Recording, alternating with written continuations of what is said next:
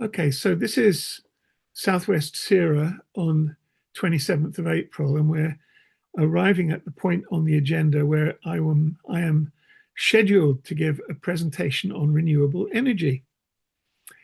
And I was expecting that the time we've just been talking about this before I started the recording. I was expecting that we'd have quite a full agenda, and I was expecting that we had set it out that I would speak for at most 20 minutes and that we would have plenty of time for questions. And Ian has just said, well, we've arrived at the time for me to start talking, and we'll not have a break. So I could have an hour and a half, which is very, very different than anything that I had in mind. Well, Luke, why don't you do your presentation? Yeah. Then we can have a quick 5-minute natural break. Yeah. And then we go into questions and discussion. And that gives us the best part of an hour. Right. And we'll see. Go on, David. You're on. Okay. Well, normally I have dozens of slideshows on renewable energy. I have got endless material. But the real context in this meeting, the thing that I have been thinking about is, of course, the significant announcements that Labour has made about changes in energy policy. In the middle of last year, at the end of July-ish, the government came out with its solar roadmap. And it had always been planning. The election was based on becoming a green energy superpower. And what had been trailed was that there would be 600 million for councils to develop renewable energy and 400 million for communities. And of course, during the course of elections, things change. You never know what's going to come up. But we started to get these, and it would be lovely if we had hit the ground running. And I'm a little bit frightened in this talk, and I'm hoping that Jenny will help me here. Jenny is always saying, we should have solar on all our roofs already. And I'm sort of saying, well, it's really hard to instantly change everything and instantly get us to net zero.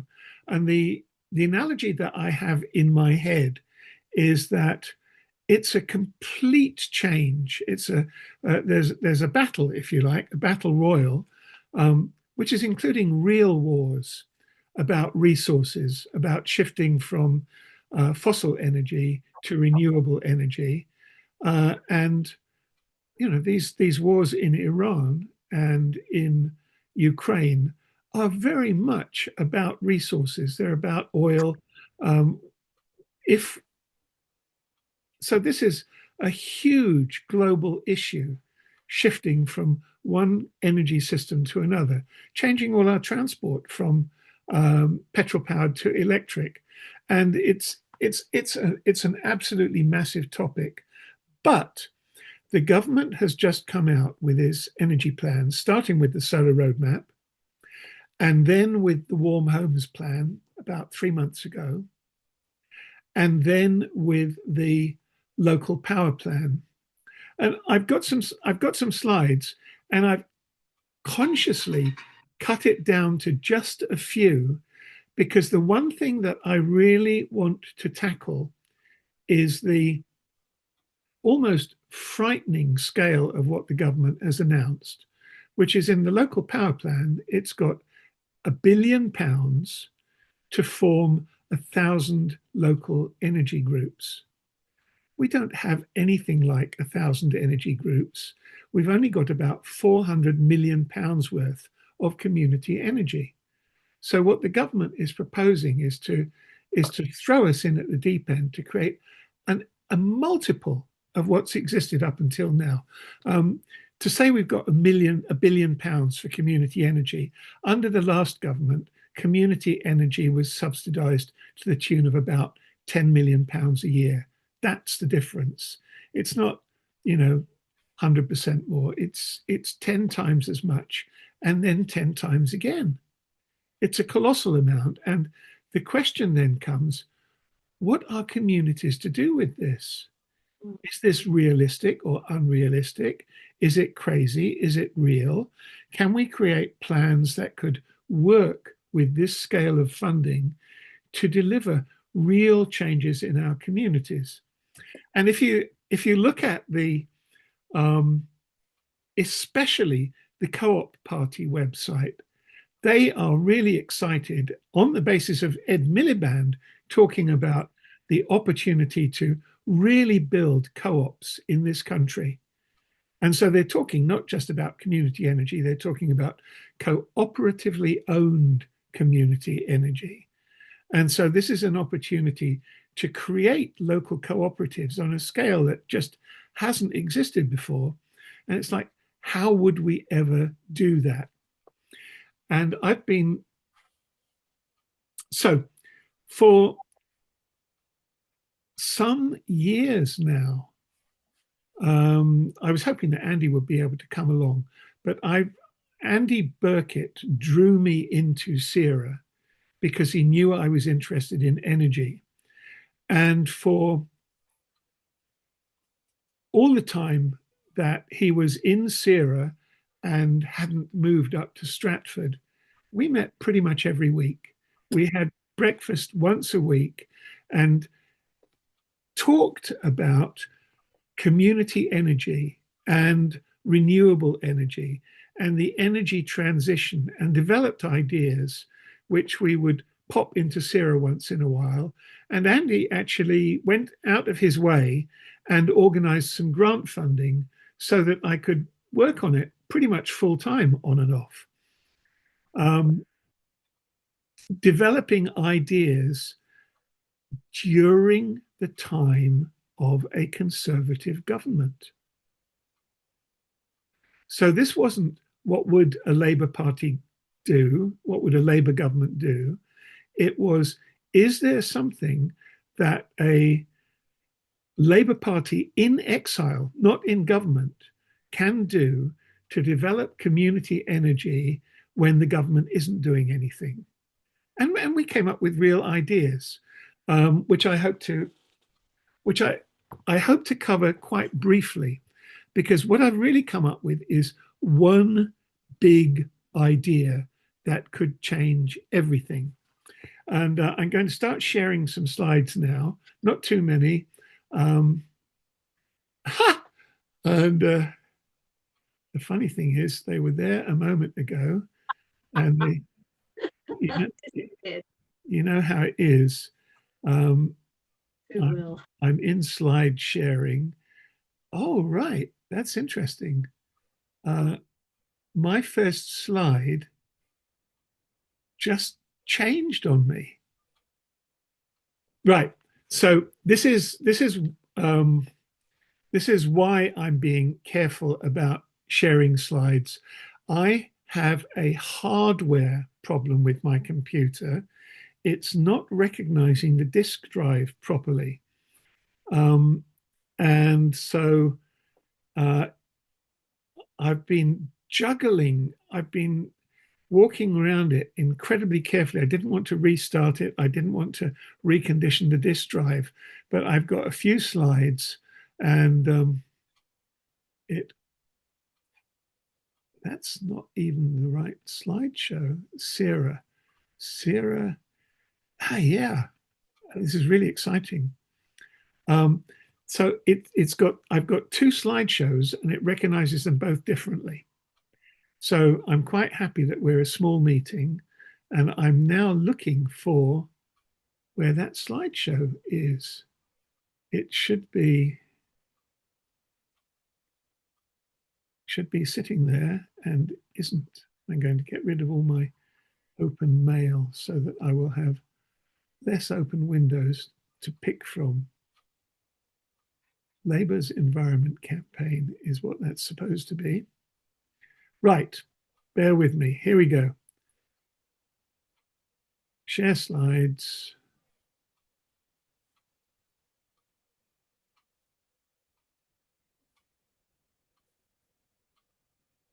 SERA 27. Well, that might be all right.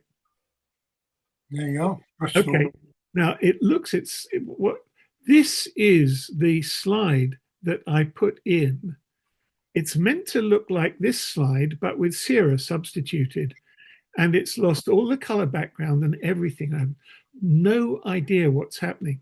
So you're going to have to pretend that this says SERA and 27th of April, because that's what the slide is meant to say.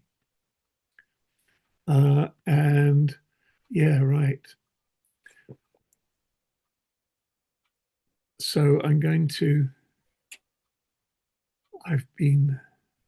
wow, this will work. But I'm stepping through these. This slideshow got jumbled. We're dealing with two things. This is part of a longer presentation that Iris and I gave to Iris Partridge, my partner in Resilience Network, which was set up as a result of our SERA work. We wanted to have a vehicle that could be active in community energy that wasn't politically tied to the Labour Party, right? So we set up Resilience Network CIC, but it's in effect a spin out from SERA, because all the work that led into this came out of the SERA work. And the earlier slides that I've got, so we've got two things. There's a climate crisis, which is causing all kinds of problems, but there's a technology revolution coming in, which creates all kinds of answers. And Resilience Network's Solar Challenge is at the intersection of those. We want to tackle climate change. We want to tackle the problems that are being caused in society by global warming and the rest of it. But we want to make sure that we're doing it by exploring this solar revolution. And this is more or less the result of a meeting in a pub between me and Iris, where she was saying, I really want to help community centres become resourced so that they can help their communities get through climate change, get through shocks, deal resiliently with crises as they arrive when they are underfunded and they don't have resources. And she said, didn't you have an idea about putting solar on people's rooftops and helping people directly? And could that make money that could help community centres? And I've got a whole long slideshow on this, but it feeds in, which I'm not going to impose on you. But the story of Lockleys Loves Solar feeds into what Labour can be doing, because it's a wonderful example of facilitated community energy, right? Community energy groups, and please interrupt me at any time if you've got any question, but in 2011, the government of the day, which was trying to remember who was in power, it's probably the Conservatives by then, but it was running on the work that DEC had done about how you bootstrap renewable energy. And the idea was that renewable energy cost more than fossil energy. And so people weren't just going to adopt it. But if you wanted people to adopt it, what you would have to do is subsidize renewable energy to give people an incentive. And in 2011, there were all sorts of subsidies before that. You could get a grant to put solar on your roof. But in 2011, the government introduced feed-in tariffs for wind energy and solar energy. And what this meant was that if you put solar energy on your roof, you could, or on any roof, you could register with the government and they would pay you a premium for all the energy that you generated. And they would even pay you if you're using it yourself. But they would also pay you if you exported it. And it was called a feed-in tariff. Feed in what? Feed it into the grid. Feed in means you're making renewable energy and feeding it into the grid. And when I heard about this, at the time, we were paying an average of something like 14 pence a unit for electricity. And what the government were proposing was to pay something like 42 pence a unit for electricity, not just a little bit more than you get than you pay for electricity, a big multiple, a big multiple. And that was enough for people to look up and think, oh, this is going to be worth doing. And you thought, well, if the government were guaranteeing that income for 25 years, if you start generating this, and what you were going to have to do is you're going to have to meter what you generated and put into the grid, and you were going to have to get a special meter because your regular electricity meter is geared up to measure the electricity that you use, not the electricity that you generate.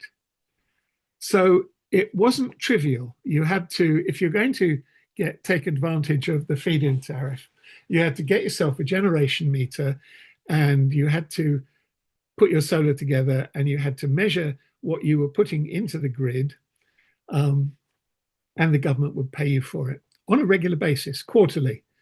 And they required energy companies to work with them on this, so that you actually registered. In our case, I got involved in the second year of feed-in tariffs. I got involved in putting 40 kilowatts of solar on a community building in Stokes Croft, which at the time made it Bristol's largest community-owned renewable energy. In fact, it was Bristol's largest rooftop renewable energy.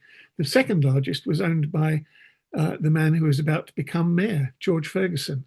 He had 37 kilowatts of energy on his tobacco factory, and we put 40 kilowatts on Hamilton House. At the end of 2011, just as the government were noticing that the take-up of solar was faster than they expected, and they started cutting the feed-in tariffs back. And they cut them back quite quickly over just a few years, until by about 2018 or 19, there was no feed-in tariff anymore at all. But in that time, we were able to do an experiment. The first year we put solar on this community building that was owned by a friend of mine. That made it easy to get permission to put it on the roof, to do the work, to raise some money. And the next year, we immediately wanted to go in two community energy groups existed in Bristol, one called Bristol Energy Co-op and another one which I founded called Bristol Power Co-op. And we wanted to see if we could help ordinary people straight away. Not, can we put solar on a school? Can we put solar on a community centre? But could we put it on ordinary people's roofs, generate electricity, and cut their fuel bills? Could we tackle fuel poverty directly? That was our idea. And during 2012 and 2013, we set up a campaign and we put solar on 23 roofs in Lockleys. We wanted to do a lot more than that. It ended up just being a demonstration It wasn't huge, it wasn't hundreds of roofs, but it was enough of a demonstration. We got solar on 23 people's roofs, and the question was, could you persuade people to let you do this? Can we can we explain to you what solar on your roof would do that would cut your fuel bill? Will ordinary people accept this? We're not saying that you're going to have to pay for it. We were going to pay for it. You were going to get the solar on your roof, and you would get the energy for free. And we had these meetings, and they were hilarious. We leafleted Lockleys, and people came to our meetings, and they said, nobody ever does anything for us. What's in it for you? What are you doing? The meetings were quite aggressive. But we said, we're testing this idea of using solar to cut people's energy bills. And the government's got a scheme. We'll get the money from the scheme. We'll raise the money. That will pay off the cost of the solar. You'll get the energy for free. And some people said, all right, okay, fair enough. And in the first year, we did 13. And the next year, we held more meetings. They said, well, so a friend of mine got some last year. I'd like some this year. So we built up a friendship. We built up a relationship. And the people in the community were at least up for trying. And we said, this won't continue because the feed-in tariff will go away. So, but that was a story of getting to the point of putting energy on ordinary people's roofs at no cost to them, getting them cheaper energy. That was what we were trying to do. As the feed-in tariffs went away, how could this work? And over the years, there were all sorts of community meetings as the government started to take the feed-in tariffs away. People were in tears and saying the government's killing renewable energy. And we were saying, look, actually, the truth is, while the subsidy is coming down, the cost of solar is also coming down. And so £1 million worth of solar on roofs is starting to generate more than £1 million worth of electricity. And by the time it's generating £2 million worth of electricity, then we could be putting solar on your roof, charging you half price for the electricity, paying for the solar with £1 million, and giving you £1 million discount. If you understand, that's oversimplifying it, but that was the idea, something like that. And we developed this idea to put a solar farm across the roofs of Lockleys, to put solar on 300 roofs. And this was called Lockleys Loves Solar. And it was a joint effort between Lockleys Neighbourhood Trust, which was being sort of had some government sponsorship, a renewable energy group called Low Carbon Gordano, and basically me as a consultant based on my prior experience of Bristol Power Co-op. And I had courted Bristol Energy Company.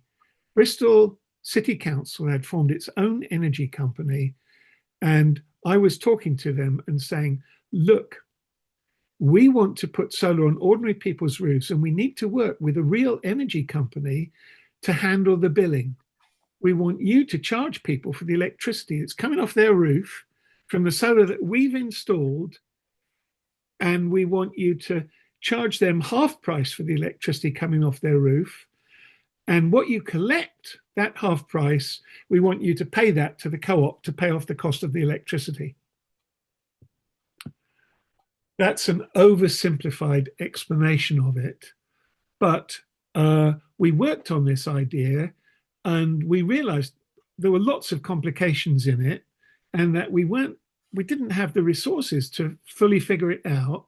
And we said, we really need some grant money to think it through. And at the point that we were thinking that, an outfit called Power to Change said, oh, we've got a fund with lottery money called Next Generation Energy. And we've got £100,000 for each of 10 community groups to run experiments on doing community energy without government subsidies. right? That was exactly what it was all about. It was, what's the life for community energy without government subsidies? And says, and they got £1.5 million. That was £100,000 for each of 10 groups, and then £500,000 for a bunch of experts to work with those 10 groups. So you weren't going to be on your own. They had the Centre of Sustainable Energy. They had a group called CAG, which is something Cooperative Advice Group. They had Everose Consultants and some others. So you weren't on your own. And what's more, we looked at it. We said, look, there's £100,000. One of those £100,000 is for us. We just knew it. You know, these grants are here. One of those £100,000 is ours. Absolutely. We just knew it. And we applied, and it was a really short application form. And they said, here's what we're going to do. We're going to interview people who are interested, and we're going to do a short list. And for the short list, we're then going to pay you to develop a proper proposal. Well, that was unheard of for community groups. And if you are shortlisted, you've got a very big likelihood of getting the grant. So great. This is really so, and we've got all these consultants lined up to help you. This doesn't happen in community energy. It was a wonderfully facilitated group. And what I'm working towards is the idea that something like this could work with the government's money they've announced through the local power plan, right? And that's why I'm explaining this case study to you, right? Because I think this is what the government needs to do with the local power plan. So we were shortlisted, and they said, well, the truth is we've only shortlisted 10 groups. So chances are we are going to select all 10 of them, because if we don't select all 10, we won't even use up all the grant money. That's what exactly what happened. All 10 got through, and we were funded. There was £100,000. We got £100,000 to develop our ideas, working with Bristol Energy Company, CAG Consultants, Low Carbon Hub in Oxford, and so on. And we just had a really wonderful time being helped by these groups. Bristol Energy Company could not have been better to work with. They were great. They were really enthusiastic about working with us. They had really good ideas, and everything was going along swimmingly. And bang, along came COVID. And Marvin, the mayor in Bristol, said, well, do you know what? We've lost 27 million so far on Bristol Energy Company. We're going to sell it off. So an idea that was being developed in a really well facilitated way, a really well organized way that made it easy to be a community energy group, to not have to be totally expert, because the experts were there. They've been lined up for us. Brilliant. And then the whole thing just got clobbered. There was a third problem. The problem was that the cost of solar panels hadn't come down as much as we would have liked. If we put solar panels on your roofs, we were going to give you a discount of about 15 or 20% on your energy bill, and only for the solar that you used. And of course, solar energy, if it's on your roof, lots of people aren't at home during the day. And as soon as you had it added in batteries to the scheme, it made the cost of the electricity more than the cost of regular electricity. So there was no way of adding batteries in the scheme. So we had to more or less recruit households who, with people who were going to be at home. But we were all ready for it. We got 50,000. Half of our grant money was to recruit 300 households to this scheme. And COVID hit, the scheme was clobbered. We recognized that the saving was marginal. And we returned. We had to return half of the grant money unused because we hadn't recruited anybody. And I wept. But by this time, I was already talking with Andy Burkitt and discussing how this project had been going, the horror of it dying, and then the question of would there be life after COVID? What would we be able to do? And this was, I can't even remember the year this was, but this was at least 7 years ago now when Bristol sold off Bristol Energy Company. And it was about 3 years ago that Iris approached me to say, could we do something again? And I think this is a good point for a pause and a natural break and for any questions, and then cut across to what we want to do with ResNet and what we could do with government funding. Does that make sense, Ian? Yeah, that's fine. I'll question. You said that the solar panels didn't come down in manufacturing costs as much as anticipated. I've got the impression, and you'll be able to tell us hopefully, that the cost of solar panels now is approximately half of what it was when the tariffs were being offered back in 2011. Absolutely, absolutely. So this is I'll jump to the slide, which should be oh. Because of the breakdown that I had with my slides, this the slide that illustrates the pricing isn't here. But we recently we found that there was an advert that was showing 4.5 kilowatts of solar with 10 kilowatt hours of battery and an inverter for £8,000. And if you get that from Octopus, they would still charge you £12,000 for that. So the prices are going up and down, but they have come down a lot. Catherine. Yeah, thanks, David. You said that Power to Change wanted to work on funding for community energy without government subsidies, how that would work out. Where did they get their money? Because this is an alternative sort of source of funding, isn't it? Well, it was grant funding just for developing projects, and it was lottery money that they got. Okay. And they got about, I think it was closer. It was 8 or 10 million of lottery funding that they got, and they put most of it into buying a solar farm. But they put one chunk, this 1.5 million, into working with 10 energy groups to explore innovative ideas. And we had groups that were looking at buying up used solar farms or buying up other bits of community energy, that were working with testing out storage systems, that were looking at EV charging and so on. So there was a nice little mix of people's ideas that we were working with. But the idea was that you should be able to run a solar farm, and instead of getting a feed-in tariff from the government, you put up a solar farm and you just sell the electricity directly to the grid.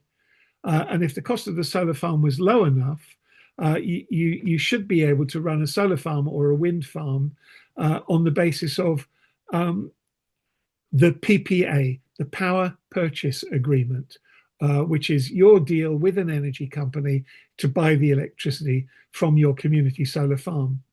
So these ideas, the problem was that the feed-in tariff was lower, had been lower for domestic roofs than it was for solar farms. There was some mix in there, and solar farms transitioned more quickly to being viable in their own right than solar on roofs did. So we just had to wait longer till the economics came right. And what I want to mention after the break is how we've set up ResNet. What are all the things that we had to figure out to make it work? Because it is much more complicated. And then how we could work with the local power plan to set up local groups in a simple way. You know, how do you set up 1,000 new groups? There's got to be a simple way to do it. Community energy in a box is what I'd call it, which is this idea of you find a group in the community who want to set up a scheme, and you give them an idea that can work, and you pay them to work with you so that they're not doing this as a volunteer, and you provide the support that they need as well. And it seems to me that I've got numbers to show that that could work. And that's what I hope to unveil after the break. I suspect that the big question, David, is going to be that we need the government to actually lead. If you want those numbers to take place in terms of independent community cooperatives, or whatever you want to call them, there needs to be a political will and a methodology led by the government. It's not going to happen on the ground. Yeah.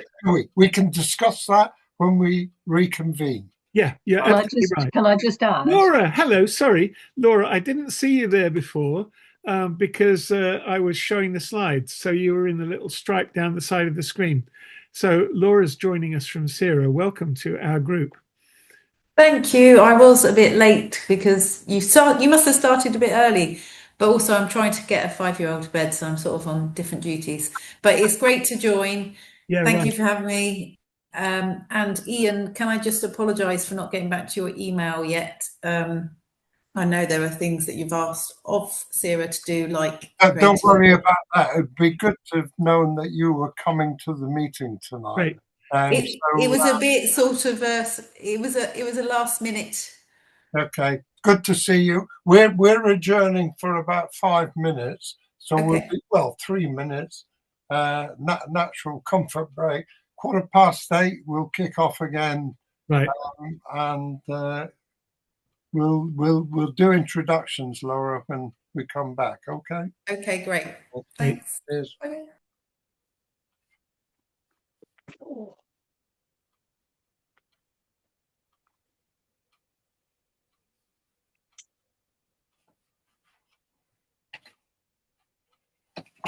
Well.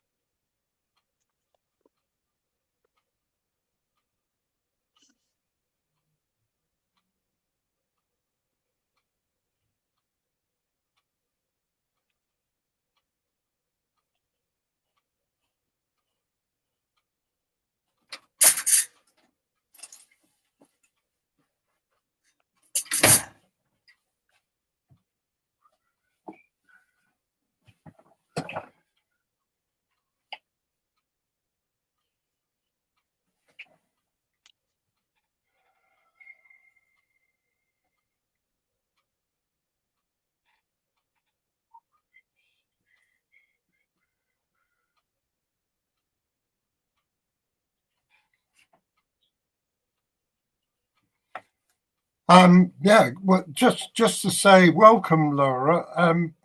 I should have sent you an email today. I've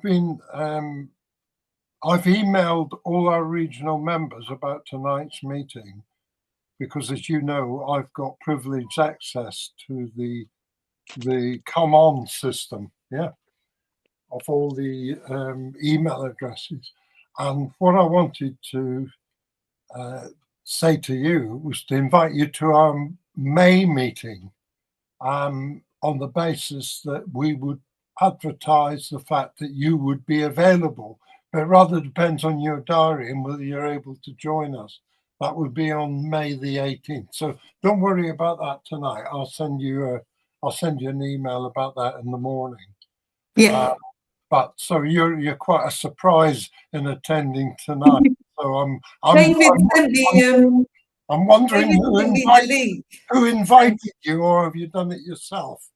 No, David sent me the link because he said he was giving a presentation about what he had, similar to the article he wrote for Labour List, and invited me just to come for that. So that's why I turned up about that time, because he said, yeah. He's done rather well to get into Labour List. I thought that was I don't know how he managed to articulate that, but that was Laura. That was brilliant. That was luck. That was the luck of the email. I saw Laura's email and wrote to her. We're here for. National SERA's here for is to try and support you as much as we can and get those links and progress your campaigns. Good stuff. Thanks for that. Excellent, Laura. It was fantastic. Right. It was a real encouragement, Laura, because in the past we had felt I tried to communicate with SERA in the past and failed completely until Ben showed up and came down to meet us in Bristol. And that felt like the opening of communication. I'd been supposedly chair of SERA in Bristol, and I'd written to anybody whose name I could find, and I never ever once got a reply. Well, you weren't on your own, David, as you well know. We had the same problem in Devon. But look, can I just suggest that if you want to say something, Laura, at any stage tonight, we'll welcome it. We'll leave the introductions until May. Otherwise, we're going to be here till probably 9:30 because David hasn't finished his presentation. So if you want to say something as our new national organizer, it will be, you want to do it now or when David's finished? I'm very happy to attend your next meeting. And the second thing I need to say is because I'm trying to put a 5-year-old boy to bed tonight, I will probably have to disappear at some point. So yeah, I will definitely come along in May. Good. We'll be able to share the recording of what we did talk about on energy anyway. So, okay, over to you, David. Thanks, Laura, and we'll look forward to seeing you on the 18th of May, which is a Monday again. Yeah. And we'll be discussing the outcome of the elections. That'll be, I think, very significant. Okay, so I'm getting back to... Hey, David, I'm not finished. Shut up. Oh, sorry. I was speaking. Sorry, I thought you said over to you. I misheard. No, I do. You weren't listening. So what I wanted to say to Laura was we'll be discussing the outcome of the local elections, Swindon, Plymouth and Exeter. And of course, there'll be a national picture on that as well. So look forward to seeing you on the 18th. Thanks for coming. Over to you, David. Okay, great. I'm going to go back to sharing. And quite excitingly, I've actually got the slides that I meant to be using. I got two slideshows, one called one that starts off with this heading, and the other, which is what I got into, which was showing slides in a slightly different order, and I was getting quite confused. I'm going to flick through, but here's a starting slide that I think is really important. Starting from my early days, I found this slide, the bottom left-hand bit of it, just before the question mark. up to 2012, in fact. The dots going up to 2012 appeared in a graph in the Wikipedia article on growth of photovoltaics. And this was at a time when everybody was arguing about how quickly solar was growing. And the International Energy Agency was saying, well, you know, it grew 20, 30% last year, but it can't possibly keep doing that. And every year, the International Energy Agency was saying the growth of solar is going to slow down to 5 or 10%. And they would produce these linear graphs. And this wonderful guy called Ramez Nam, who was a chief scientist at Microsoft, was publishing this graph on logarithmic paper, which was a straight line. In other words, solar was growing exponentially. And I started extending the graph and adding a dot every year after 2012. And you can see there's a gap after 2017, and there's a drop, and that's the COVID years. But earlier on, you can see just about 2009, it goes up a little bit faster. And you think, what was that all about? And that was actually the years when most American and most European solar manufacturers went out of business, and yet solar went up. And solar went up because that was the years that China entered the market. And the addition from China was bigger than the subtraction from Germany and America. And so this line has been growing exponentially. And at some point I said, well, at some point this is going to hit world energy generation or world energy consumption. And I added those into the graph. And so when did that happen? When did that cross over? And it wasn't 2050, it was 2032.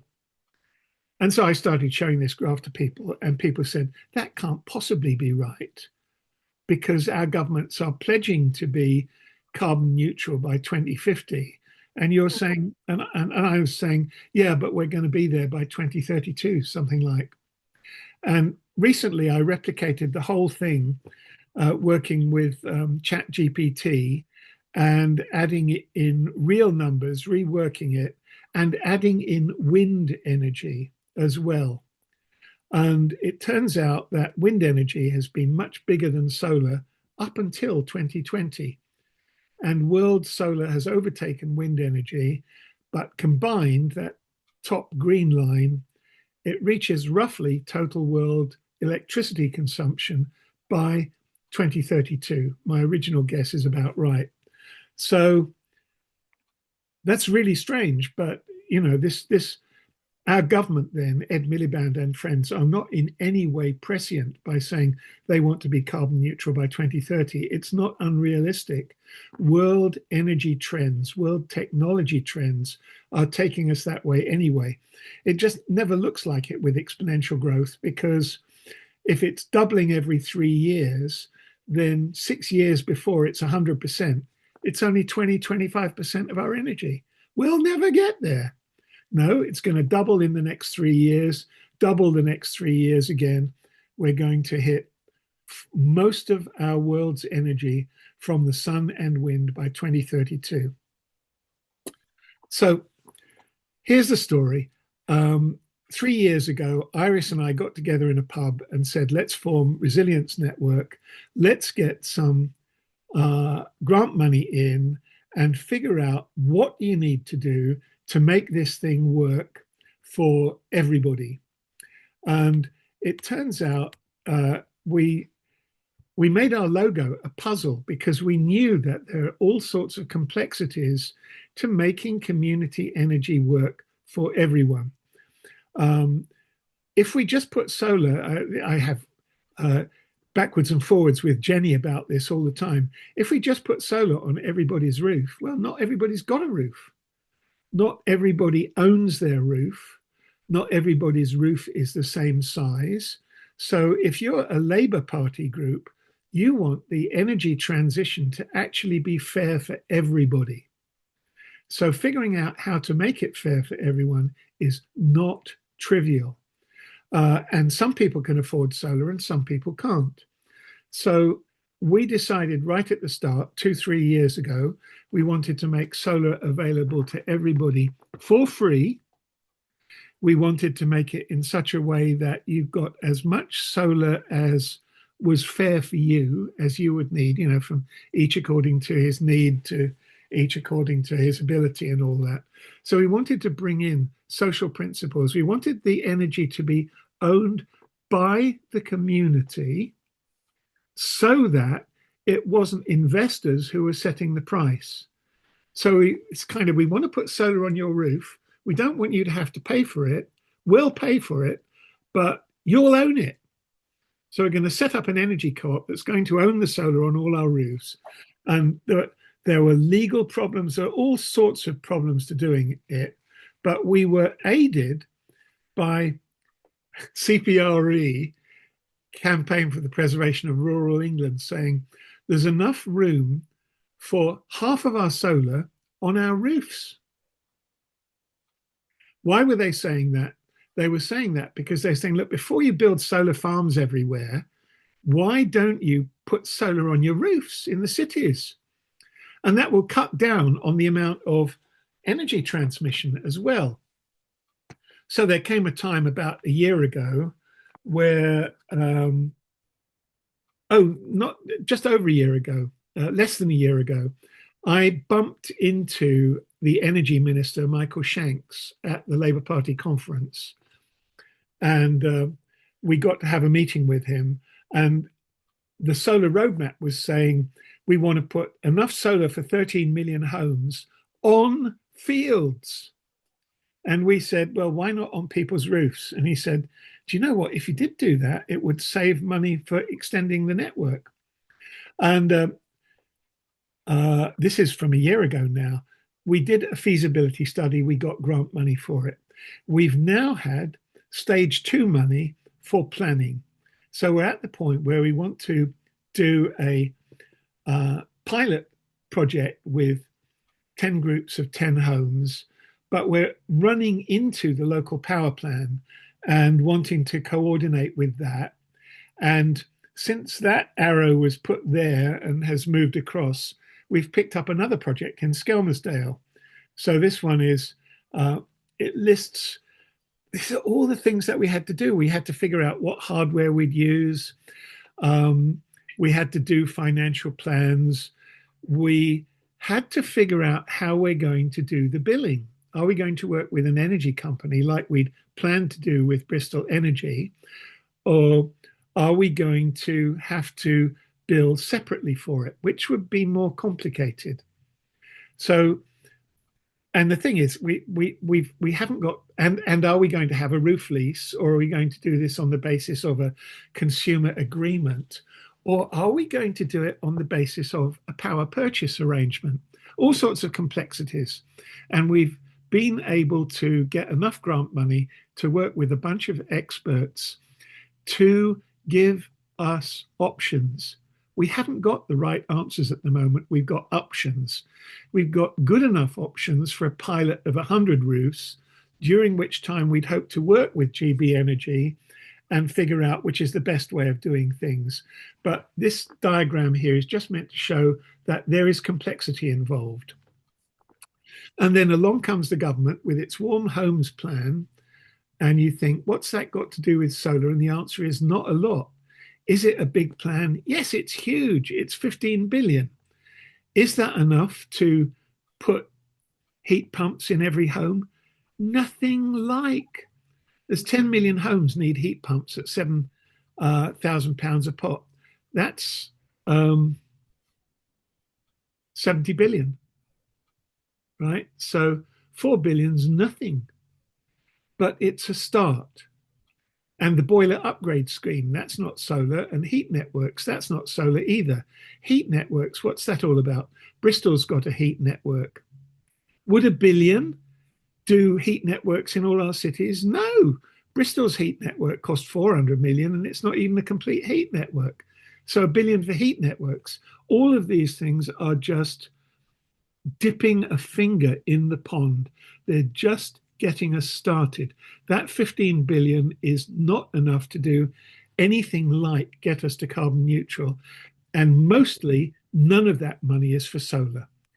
Where there's money for solar is not in the Warm Homes Plan. It's, oh, right. It's in the, where's the other one gone? Sorry. What I'm looking for, it's in the local power plan. I skipped a slide. The local power plan has got £1 billion for 1,000 energy groups.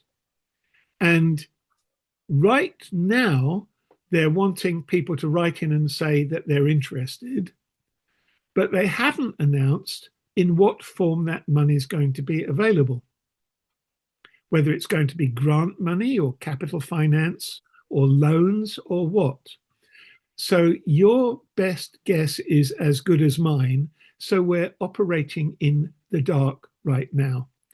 But we have had one meeting in Bristol where the chief of community energy from GB Energy came with the head of government communication from Community Energy England, and they both told us as much as they know, which is that we're not publishing our plans until October. Meanwhile, tell us you're interested, and in October, we'll tell you how we can access that money, which is why my presentation can't be comprehensive, because we don't know how the money is going to be available. But what have we got? We started to work on it. This is silly. It's a cheaper electricity for the people of Skelmersdale. It's actually called Skelmersdale in Lancashire, and we're working on a project with them. And this is just a mock-up from our graphic designer showing how we would contact the community. And we would go, and we want to make it so simple that people get a leaflet. It says no upfront cost. You're going to get a lower bill. It's going to be owned by the community, and just half a page explaining the points. Come to a meeting. As simple as that. If you sign up, we'll put solar on your roof. Your energy bill will go down by 30 to 50%. The community is going to own the co-op. It's as simple as that.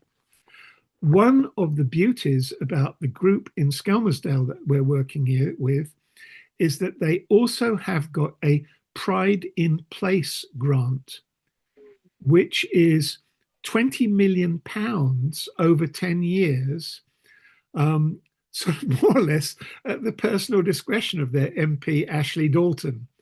And they will set up a community group to do regeneration in Skelmersdale that gives us a beautiful place to land our project, right? So this is really good for our Skelmersdale project. And we have a similar situation in Bristol where Hartcliffe in Withywood also have a Pride in Place grant. So we're going to be able to offer energy cheaply. And this is our diagram showing how complicated it is. But actually, the truth is, we want it to be as simple as it's going to be cheaper. The process is simple. You sign up, you sign a simple consumer agreement. We give you solar that you own on your roof, but you agree to buy the electricity. And over a few years, your solar will then be paid for at a discount. But it's your solar. And this came out just a couple of weeks ago. And it was just a consumer advert. This is far cheaper than Octopus charge for solar. So I was thrilled to see this, because Octopus solar, 5 kilowatts of solar is about £12,000 from Octopus. But there are people saying we can give you 4.5 kilowatts of solar and batteries for £8,000. Now in Bristol, where we've already got a bid, our project has got a bid where we're being offered 5 kilowatts of solar for £7,000, not 7,995, but 6,995. So we can get for £7,000 enough solar for one house. So he's saying, why not do a pilot with 100 homes? That pilot with 100 homes would cost £700,000. What's the government offering? It's offering £1 billion for 1,000 groups. 1 billion divided by 1,000, that's 1 million. Let's guess that the government's going to offer £1 million to a community energy group. So it makes sense to say, well, let's put £750,000 worth of solar on a roof and use the rest of the money to pay for developing the project, to pay for support, to pay for your community workers. So it's not, yeah, well, if the government's got money, I mean, how are we going to live during this project? No, we say we're going to be able to pay a group of 4 or 5 people good money for a year to work with a team of experts to develop a solar project on 100 roofs. Well, what's going to happen at the end of that year? Well, do you know what? In your constituency, there's 16,000 roofs. You could repeat the project 160 times over. There could be money for people in your community to be working to get the solar on the roofs. There's money to pay the installers to put the solar on the roofs. But every time you've got solar on a roof, a household's going to start saving £500 a year off their energy bill. And I started to diagram this. And as you can see, this was my best effort at a diagram. And 100 homes at 5 kilowatts, 500 kilowatts. On average, if you've got 5 kilowatts on a roof, it's going to produce, each kilowatt's going to produce 1,000 kilowatt hours of electricity. So 5 kilowatts of solar on your roof is going to produce 500 megawatt hours a year. Yeah, that's across the 100 homes. And the solar, I've done this for 100 homes. Anyway, I played around with this and I pointed this at ChatGPT and said, can you improve that? And it went bing. Isn't that lovely? It's not quite the diagram I intended it to be, but it's an example of how you can just scribble stuff on a piece of paper and get presentation quality graphics out of it quite quickly. And we're not fully there, but this is meant to show that if you spent 800,000 on the solar, you've got 200,000, half of which is for your team of experts and half of which is for your local community team. So that's £100,000 for a year for your community. You could be paying 10 people £1,000 a month each, or you could be paying 3 people 30,000 a year. But whatever it is, you've got room for a decent sized team to work for a year, to work for long enough to put in place a project to put solar on 100 roofs. And we're actually planning to do 300 in Skelmersdale, and there's already a group in Wilmslow who are planning to do a project with 777 roofs. So this is where we're at. This is my big, huge, massive insight, which is it's all very well the government saying it's got money for community energy groups. How are we ever going to use it? And the answer is, well, break it down into little chunks, £1 million chunks, put solar on as many roofs as you can with 1 million, using a team that you recruit in your community, in your constituency, in your community, to give you a 100-home pilot with a co-op owned by the community in your constituency. And if you do it right, we won't pick up 600 constituencies this way, but if we do it right, we might do this in 50 or 100 constituencies. And the next year, what do? You double up in the ones that you've done this year, but you also spread to a neighboring constituency the next year. So that by 2030, you've got growing groups in every constituency building co-ops based on community-owned energy and doing it on the basis of real income from the people working in those co-ops. And when we talk, Laura, this sounds trivially easy and obvious, but I hadn't thought of it when we talked. I hadn't thought of it when this went into Labour list. So it became, how are you ever going to get the community to come on board with the government scheme? And the answer is, you pay them. Some of the money out of each chunk of $1 million goes to recruit workers in your community's energy co-op. I don't know, David, I don't know if you'd get workers to go on roofs for 30,000 a year, but maybe if you're giving them a 20-hour week, it would work. The workers aren't installing the solar. The solar is installed. You £700,000, £750,000 is for the installers, right? So you're paying £7,000 for each house to put solar on the roof, if you see what I mean. Right. So where does the money is divided up. Right. 3/4 of the money is to pay for the solar installations. 1/5 or 1/4 of the money is to pay for the team that's organizing it, not doing the installs.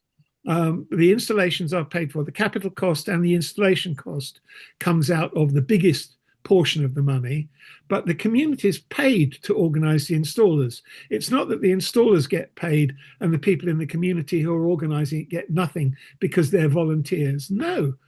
Why should they get that? Because the people who are getting the solar on the roofs, they're getting £500 a year saving. So everybody should make money. Can I ask a question? The going back, this is Skelmersdale scheme. I mean, you've managed to get that one up and sort of on paper. It's ready. Is that actually in process?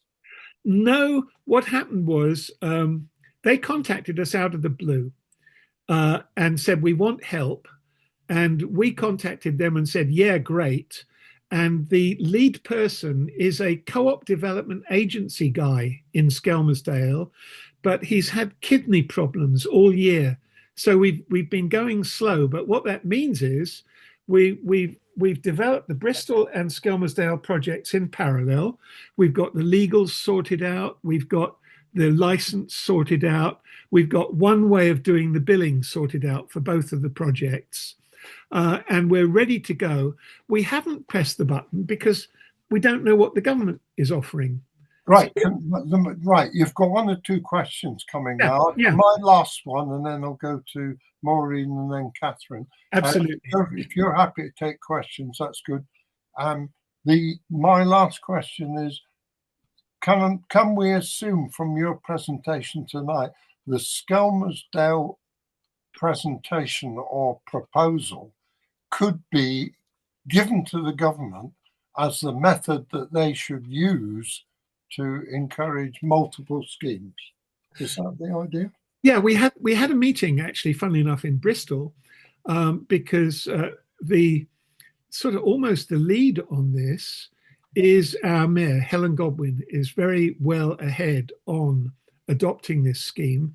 She's been to meetings. She's been to more meetings with Ed Miliband than most, and we are meeting. We're meeting with her net zero manager, Steve Roberts, and the idea is that we create. GB Energy wants to have a few pilot schemes that will enable them to test out the approaches that could work, because no community energy at the moment.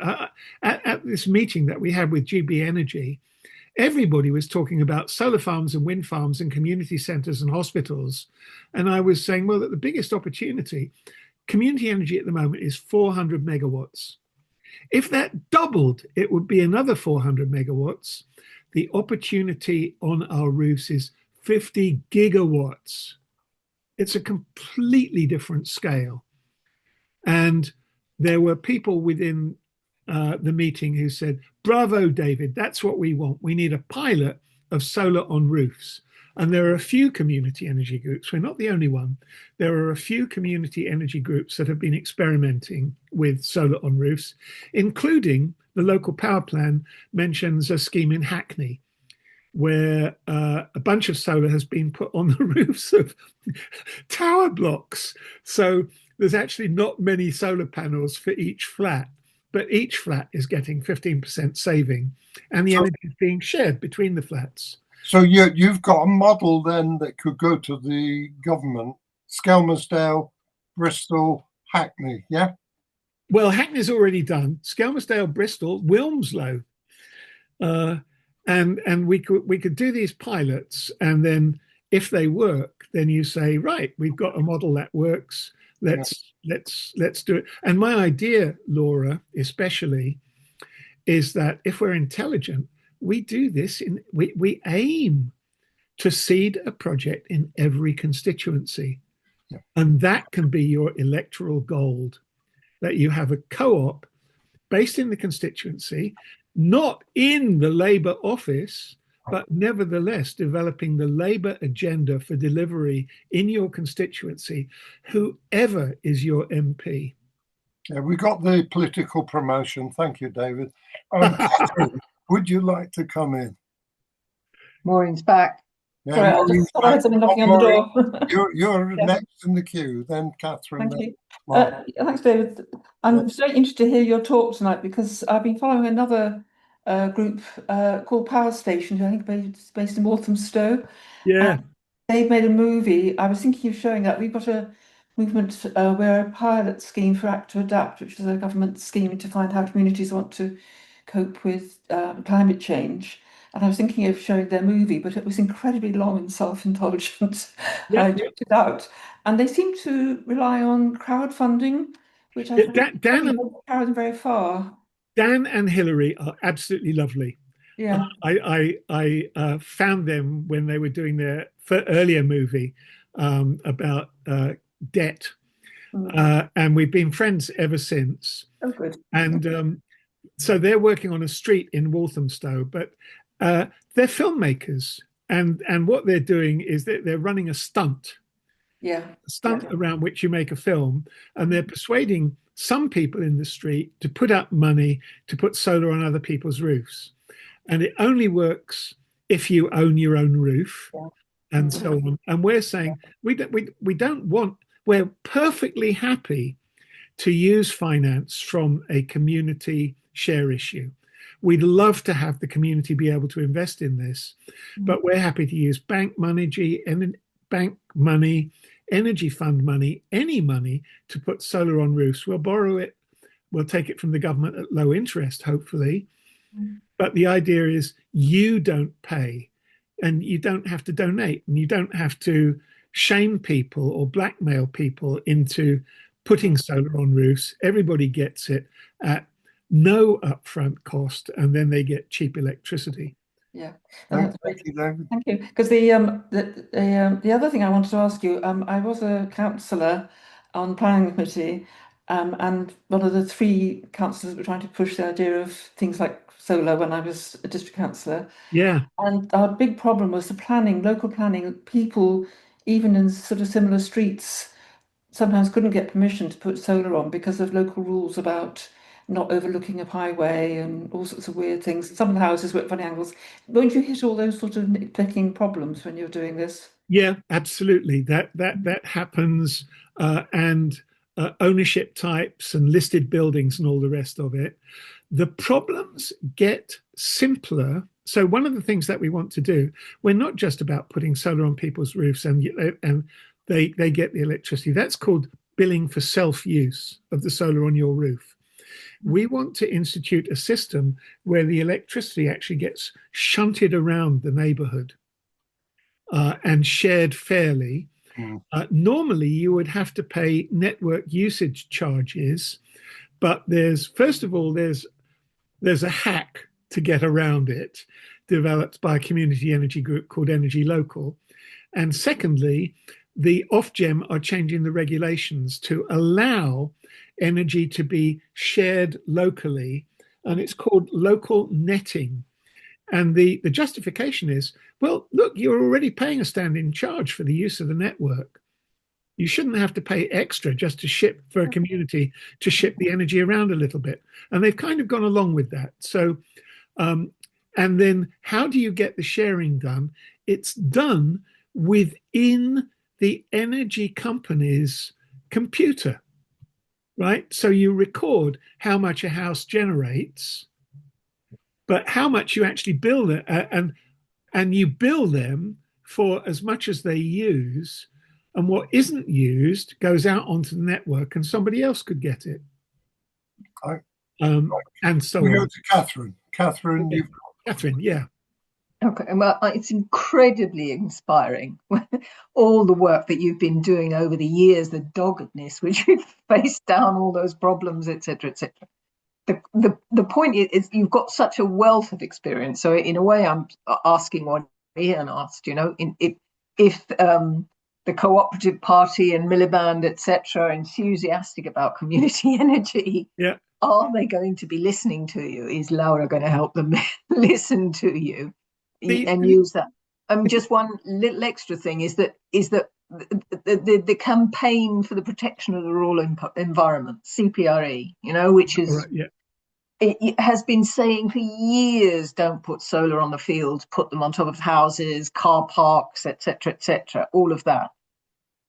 It's just, I mean, and they could be friends with Labour and the government if Labour and the government is going to be also talking to the CPRE, you know, just in terms of getting together all the kind of support you can for this kind of project. I met the lady running the CPRE campaign in the SERA tent at the Labour Party conference. Brilliant. Brilliant. And she got up and spoke. Otherwise, I wouldn't have known who she was, right? And I sort of went over afterwards and said, you know, I want to be your new best friend, because we from the city we want to be doing that. We want to be receiving that idea. I do see your hand up as well, Martin. But after Martin. But yeah, so yes, and when we have been the grants that we've been getting come from community energy funds, and they're often administered by the Centre for Sustainable Energy, and they have commented that our project is the most knowledgeable about all the different issues. And that doesn't mean that we've found a way to work with every roof. But for instance, lots of councils won't let us put solar on roofs, but we can go to them and say, do you know what? If we've got energy sharing, we can put solar somewhere else and let council tenants buy it at a discount, and you can't stop us. Right. So a lot of the politicking that prevents things happening, we can bypass through these billing mechanisms, which is wonderful. You know, we can't be blackmailed by people playing power politics if we do it right, if we're lucky. And there's no guarantee we'll get it first. Martin, then Jenny. Go on, Martin.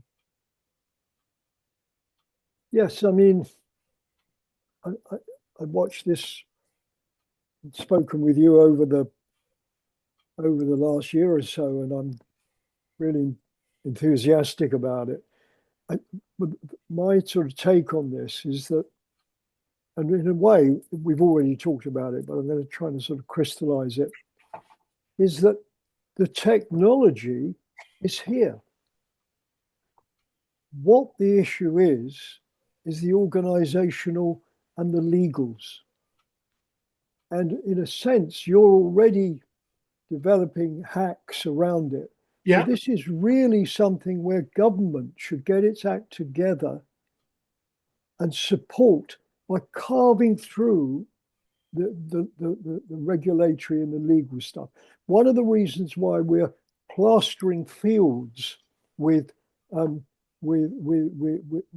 solar farms is because it's actually more straightforward legally, not technically, legally. It really is something where government should now step up to support and promote. I know it's doing it with sort of pump priming funding and so on, but those other issues are much better, easier to tackle. I mean, it's interesting you talked about sorting out some of it via the the redistribution of energy from one house to another, which, by the way, dispenses with some of the need for batteries.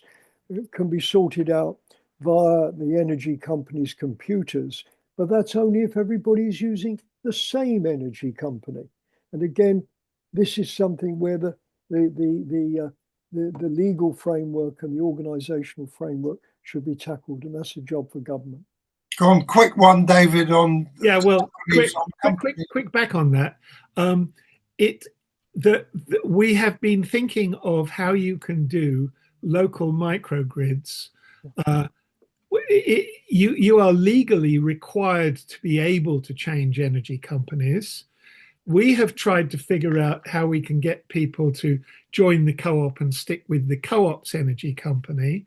But Energy Local, this group in Bethesda, have figured out a way to work with multiple energy companies by actually centralizing the recording of the generation and storage and distribution, and then sending, as it were, a tape to each energy company saying, build that house for that much, that house for that much, and so on. So there are technology routes around it. And GB Energy, as part of what they are doing with the local power plan, is they are offering to come in and help make it easier for groups to get finance and help dissolve the regulatory barriers, which they are very much aware of. And one of my little sheets that might turn into a slide with a bit of help from ChatGPT is listing the issues. What form does the co-op take? Is it a BENCOM? Is it a bona fide? Or is it an energy club? What form does the contract take? Is it a roof lease? Is it a consumer agreement? Or is it a power purchase agreement?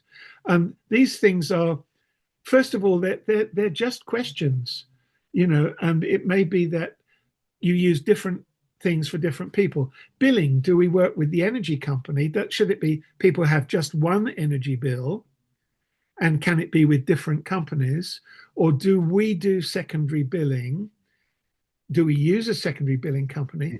Or do we bill them ourselves? Or do we work with Energy Local? So there's this matrix of questions. And in the first year, we didn't even know if we'd be able to find answers to all of them. In the first year, we got something that was kind of feasible for each question. And in this second year of business planning, we've got options for each of them. And that means we're confident that we can go ahead with a pilot, which won't be perfect. But it doesn't matter what you do with the first 100 homes, as long as you get solar on roofs. If it's not optimal, we'll be thinking, oh, we haven't got it right. And everybody's saying, you've got solar on 100 roofs. It's wonderful. And the next 100 will do better, and so on. So, yeah, thank you. Jenny, go on. Jenny's waited patiently. Right, yeah. Right, these are actually questions from Steve Greenwood, who's in Greece. He is conscious that Ed Miliband talked about nuclear power, and he wondered what you think about nuclear power, Sizewell C, and small nuclear reactors. I think about them not at all. I don't devote any energy to it whatsoever. What I am interested in is, of course, they're important. Actually, living in Bristol, I'm quite interested. Rolls-Royce are able to make nuclear power plants for submarines, right? They do it for our nuclear submarines. And so miniature nuclear power plants are a thing. They're a thing that we don't know about very well because nuclear submarines are top secret. But Rolls-Royce are very good at it. And nuclear power is an issue that's very important to national security and to the unions. And there's no point in fighting it. The thing to do, though, is to introduce the technology that empowers ordinary people as much as possible, as soon as possible. And just one thing I failed to mention, when you mentioned batteries, Ian, one of the beauties of having batteries with solar is that you can even use them during the winter, because we have this thing called night storage heaters, which use cheap, actually, nuclear energy during the winter, right? And if you've got a battery to go with your solar, you can charge that battery with nuclear energy cheap during the winter and use that to power your house, not just your storage heater. So you're developing a system that's actually got more smarts in it than you might initially think. That's cute. And at some point, all of this interacts with wind energy. And storage comes in there. One form of storage is storing gas under the North Sea that you make in wind farms, and then you store it as hydrogen, not as methane. You store it as hydrogen under the North Sea, and then it becomes available to run turbines when you've got a shortage of everything. What the Germans call a Dunkelflauser or something like that. It's I've missed the word. There's a German word that means no wind and muggy. It's not sunny and it's not windy. And during a Dunkelflaute, then you use your stored gas to generate your energy. There's enough wind energy available to power all of the UK and to export gas to the rest of Europe. So the UK can be a surplus renewable energy company. Solar is our way of saying we are going to guarantee that everybody can get a big chunk of energy dirt cheap. We'll keep the cost of energy cheap for a big chunk of our energy for everybody. It's a way of us to be able to basically run around with pitchforks to the government and saying, you will not charge us more than 6p a unit for electricity during the summer. Can I just say something, David? Your energy and time on this is phenomenal, and it occurs to me that it's time that we, as a group, started to get politically organised behind what you're doing, because Martin raised the point, and others have raised it tonight, that the government should. Yeah. You mentioned something about billing and the answer to the separate electricity companies that service us. You talked about having a computer held by another body who could then bill all the companies. Yep. Why don't we get into the mode of pushing the government seriously from SERA with all the way SERA can muster and say GB Energy should take over the billing? It's simple. You've made it clear to me. I've come to the conclusion the government needs to do it. Otherwise, you're going to go on for another year or 2 or 3 of trying to bring all these bits together, and the government could do it at a drop of a switch. I've got a wonderful slideshow from a recent meeting with the grid. And we have 2 levels of grid. There's the national grid and there's the local distribution network. And the national grid is NG, National Grid. In the Southwest, we used to be SWEB, of course, and then we were Western Power Distribution. And now we are NGED, National Grid Energy Distribution. So there's a national grid, and it also owns the local distribution. And they are instructed by the government on what they've got to do to improve the grid. They're working on this strategically. They're very, very intelligent. They've got really good people. They're working really hard on it, but they are a for-profit organization. The way the government has got round it is by setting up NESO, which is the National Energy System Operator, which is actually a form of nationalization. They're saying we don't need to own. It's like we don't have to own the rail network. We'll just tell the operators what you got to do, what we should be doing with the water companies. But they're doing it with the distribution companies. Yes, there's actually, there was a real element of stupidity when we got smart meters, which the energy companies were supposed to install smart meters connecting exactly with the local distribution network and the house. And it was your energy company had to do this. So it was different, whatever energy company you had. When if they just said, no, the distribution company should do it, all the smart meters would have come from the same company, would have been far more intelligent. There are lots of really, really bad decisions made in the energy system, and they are made because when it was split up in such a way that it could never be put back together again, because Humpty Dumpty wanted to make damn sure that all the king's friends were making maximum profit, right?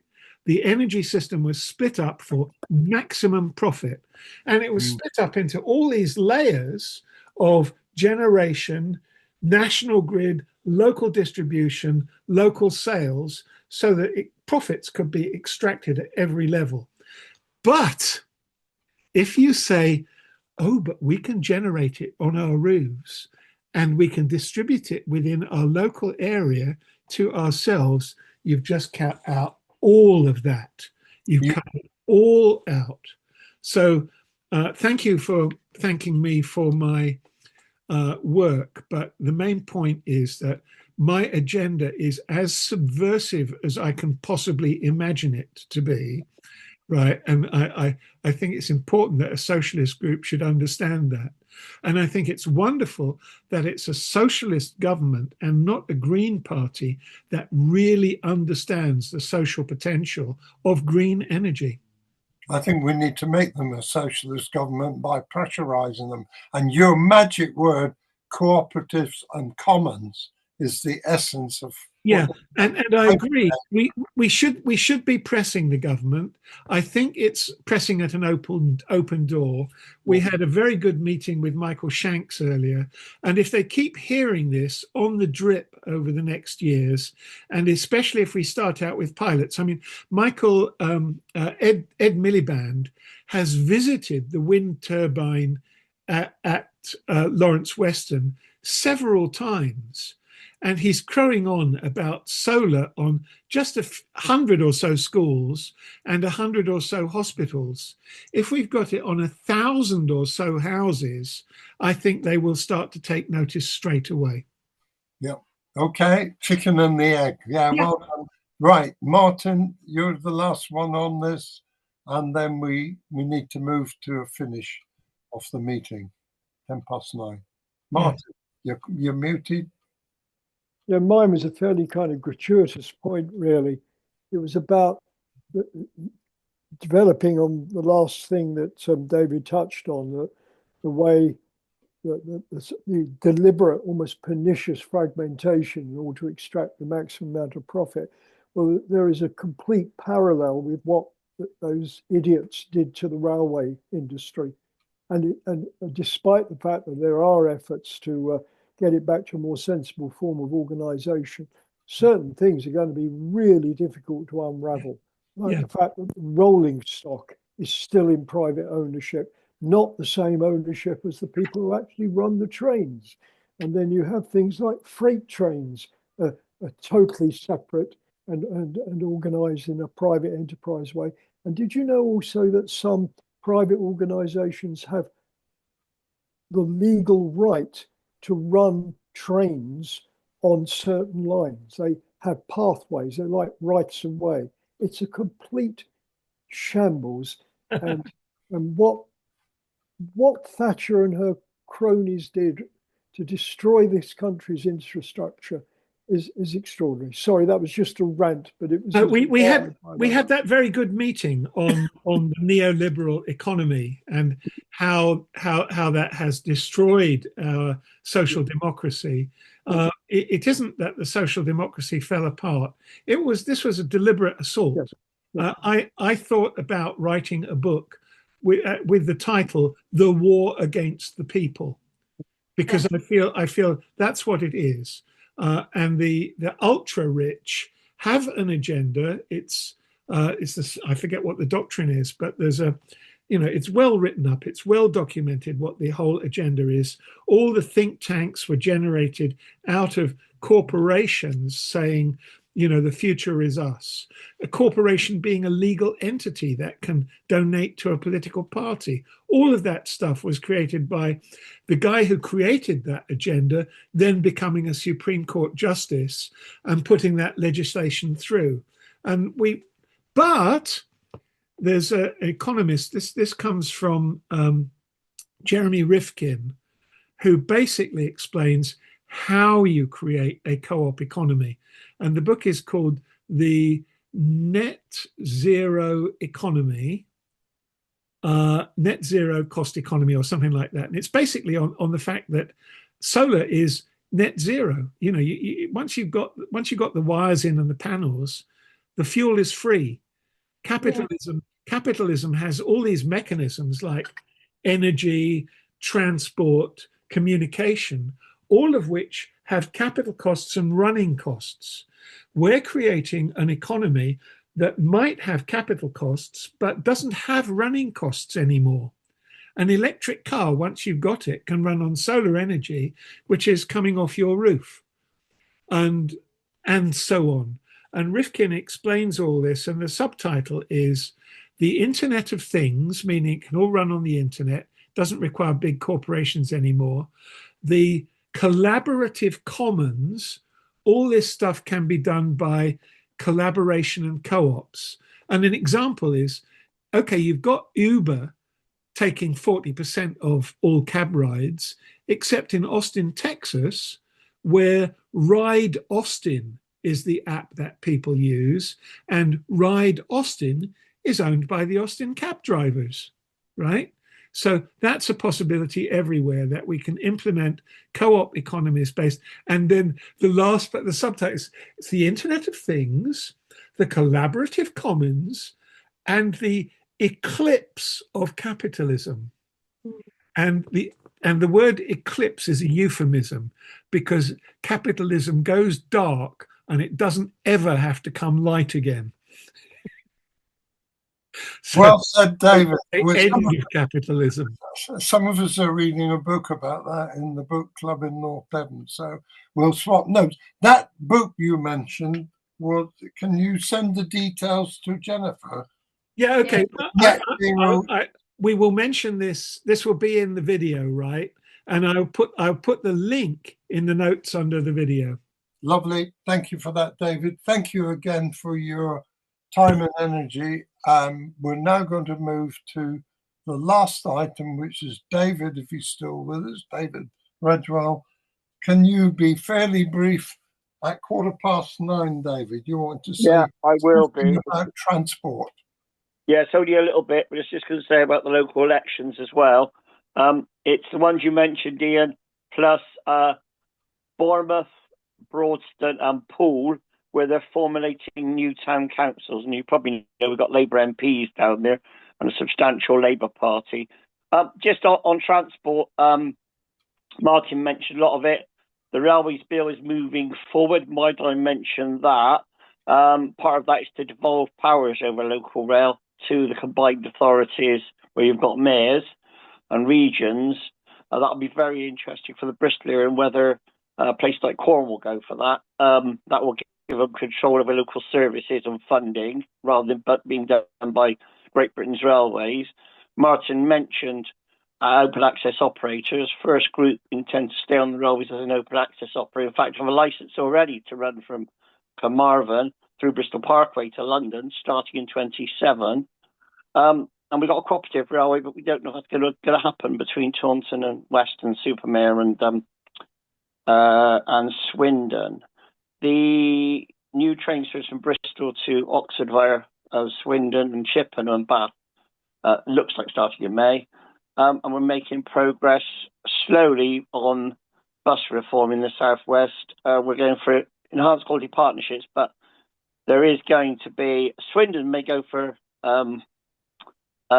actually go for franchising if Labour win the power up there. They're looking at going for a franchise process. And if a first group of Stagecoach don't work with West of England Combined Authority, assure you that the West of England Combined Authority with North Somerset joining and Gloucestershire, by the way, has voted to join WECA as well, will be looking to ask government for franchising powers. That's the fallback position at the moment, but if First and Stagecoach don't play ball with cutting services or removing social communities, then there is extra money for franchising, but it does mean buying a lot of rolling stock of buses and depots, and hopefully the local rail services will not go to GBR, but will remain managed by the West SERA Combined Authorities rail team.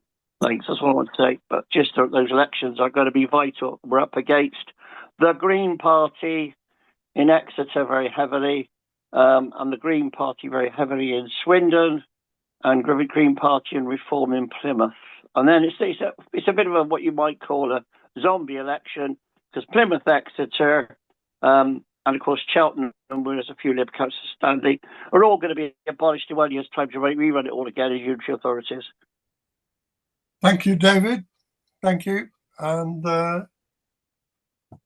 think that concludes the business tonight. Our next meeting is on May the 18th, and Laura Clark, who was with us earlier, has agreed to be at that meeting. So there'll be quite a few questions about what's happening on the executive committee of SERA regarding our integration. Hopefully we might have some news before then, but she's agreed to come to that meeting, and we'll be talking about the same subject that David's just reported on, local elections and the outcomes. I'm really concerned that if we see the demise of Labour, it puts a question mark against the future of SERA. So very important that my view is that Labour, if it doesn't survive, then SERA has to ask itself a lot of questions about its future. But let's see what happens. So thanks everybody for your patience tonight and staying with us all this time. Thank you again, David, and see you on the 18th. Thanks, Ian. Thanks, everyone. Cheers. Thank you.